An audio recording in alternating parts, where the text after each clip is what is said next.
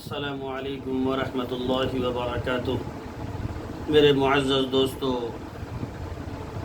اللہ رب العزت نے بندوں پر مہربانی فرمایا اور ابھی ہمارے درمیان سے ماہ مبارک گزرا، لیکن جب آپ سماج میں نگاہ اٹھا کر دیکھیں گے تو کہیں نہ کہیں عمل میں کوتاہی شروع ہو گئی ہے جو نہیں ہونی چاہیے۔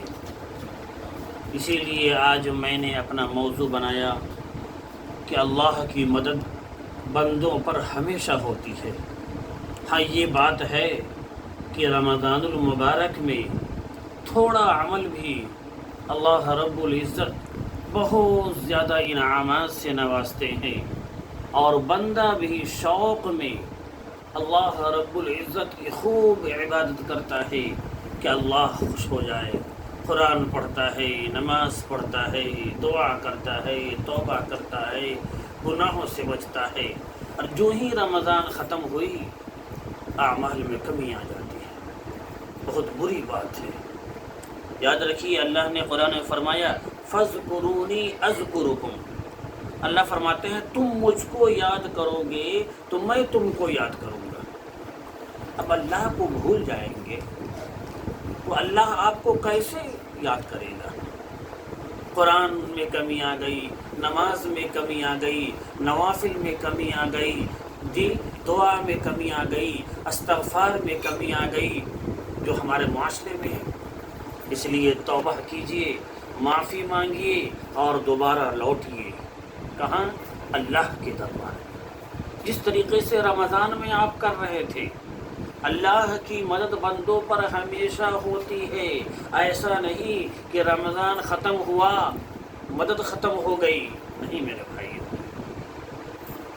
اسی طریقے سے نماز پڑھیے، اسی طریقے سے نوافل پڑھیے، اسی طریقے سے عبادت کیجیے، اسی طریقے سے توبہ استغفار کیجیے، اسی طریقے سے دعا کیجیے۔ پھر دیکھیے 4 چاند لگ جائے گا زندگی میں، اور ہمارے درمیان جو ابھی فی الحال جو دنیا میں وبا پھیلی ہوئی ہے، انشاءاللہ ضرور بھی ضرور ختم ہو جائے گی۔ کیوں؟ اللہ راضی ہو۔ اللہ بندوں کے حالات سے واقف ہے، اور آپ کیا عمل کر رہے ہیں وہ بھی اللہ کو پتہ ہے، اور عمل میں کتنی کوتاہی آ گئی یہ بھی اللہ کو پتہ ہے۔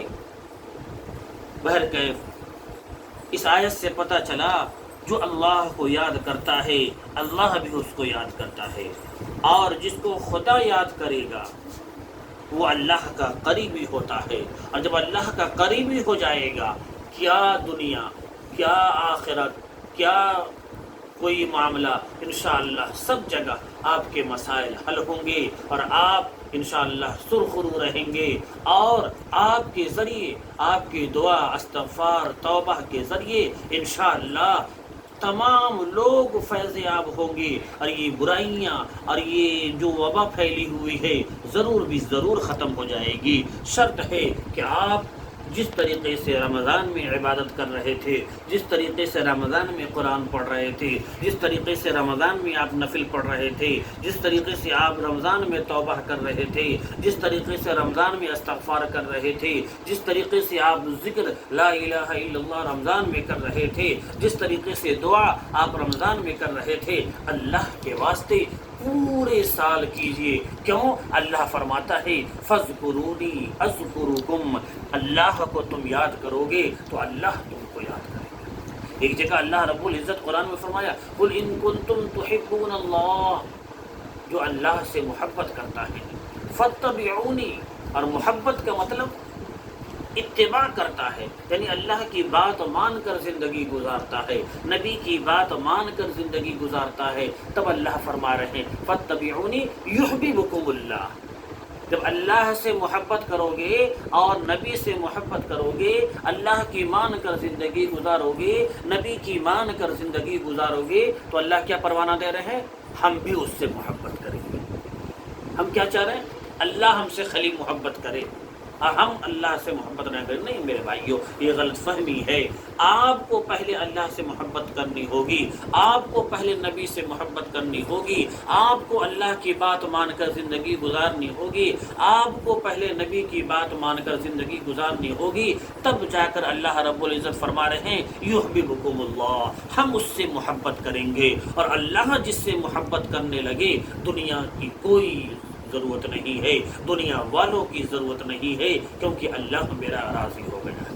پھر آگے اللہ فرما رہے وَيَغْفِرْ لَكُمْ ذُنُوبَكُمْ، حالانکہ اس کی ضرورت نہیں تھی، لیکن اور تاکید فرما رہے کیوں ضرورت نہیں تھی؟ اللہ میرا مجھ سے راضی ہو گیا تو سب مسئلہ حل ہو جائے گا۔ لیکن اللہ رب العزت بتا رہے ترغیب دینے کے لیے ہم تمہارے گناہوں کو بھی معاف کر دیں گے، ذرا اندازہ لگائیے۔ اس لیے میرے بھائیوں، جیسے رمضان میں کر رہے تھے اسی طریقے سے کیجئے اور اس امید کے ساتھ کیجئے کہ اللہ کی مدد ہمیشہ، ہر وقت، ہر آن بندوں پر ہوتی ہے۔ اللہ رب العزت ہمیں بھی اپنی عبادت اپنی مان کر، نبی کی مان کر زندگی گزارنے والا بنائے، آمین۔